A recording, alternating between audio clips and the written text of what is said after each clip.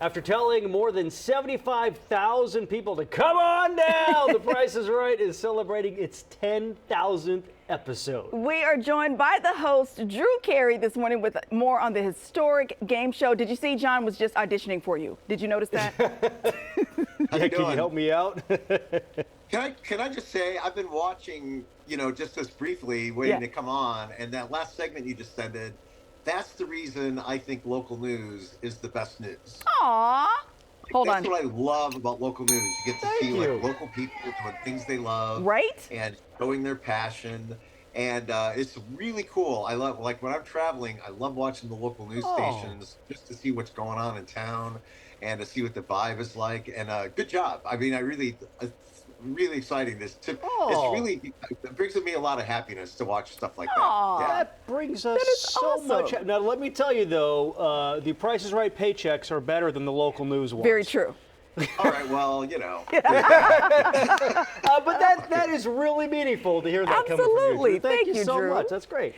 Okay, so when we think about The Price is Right, I mean, it's absolutely an historic show, but I also feel like it's part of our part of our childhoods, it's part of our right nows, it's part of how we're raising our kids. It just spans all the ages. And to come up on a 10,000th episode, who can say that other than Price is Right?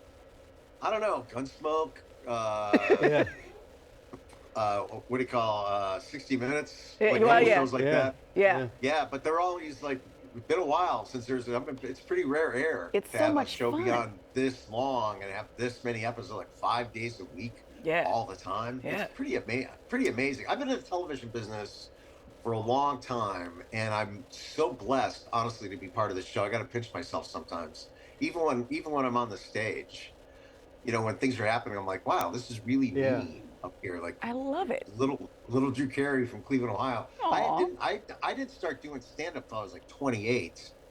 And then I didn't get successful till it took me a couple years, and I got on the Tonight Show when I was 33, when I had my biggest break. So I had this like whole life of being a normal person with, like, I waited tables and had regular jobs. And just to find myself in this position when I look out and see people with my name on their shirts and stuff like that, I really am like, wow, look at what's happening. I'm astonished like every day. It's kind of amazing. I read that you turned down the Price is Right job initially. Yeah. Why? Well, initially, I was kind of retired then. I retired. I got done with the Drew Carey show, and I made a lot of money. I didn't have to work anymore. Yeah. And I was just doing, like, I told my agents, I just want to do things that are fun. Not necessarily for money, but just for fun. And I wasn't looking for another career. And the idea of, like, having a job again and on TV, I was like, no, I don't want to do that. And then when I finally, found out more about it, I realized how great it could be, and then I took it, and I was so glad I did. It's been really one of the biggest blessings in my whole life. Well, the show, again, because it's been around for so long, we're used to the hour, format and the showcase and all that fun stuff. But I was kind of surprised to know that it started off as a 30-minute show. Are there other little nuggets that people don't know about some of the history of the show? It was on for 9 years on NBC with Bill Cullen. What? Guy named Bill Cullen. Really? Yeah, if you go on YouTube, you can look up old Bill Cullen episodes. And it started out when it was originally pitched. It was, the guy called it, when he originally pitched it, he called it The Auctioneer. So it was supposed to be like 4 people, like in an auction, you bid higher and higher and higher. That's why we call them bids.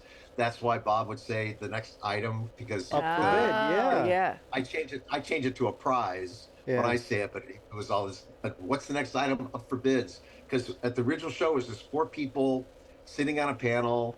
How much for the washer dryer? How much for the vacation? And they would try to go up, up, up, and then stop before they got over. And then whoever was closest without going over would win. And that was the show. 9 years on NBC. And it was so popular, they brought it back. So the first episode, it was called the New Price is Right. And Bob came out, and he gave a big speech like, welcome to the New Price is Right. It's just going to be like the Price is Right you remember. We're going to add some new twists and turns. It's all going to be great. He had to explain, like, we're not going to ruin your old show that you already know. Bob was doing that. And and then it got so popular that 3 years later they came up with the wheel to have a second half and have a little showdown at the end. So yeah, there's been a little evolving, but it started out originally pitched as an auction at the auctioneer. That's before he went in to pitch it. That was his idea, and they go, "No, we're going to change it to The Price is Right." The idea was that it was Bill Cullen in black and white. Bill Cullen kind of looked like old Drew Carey with the glasses and the short hair. No way.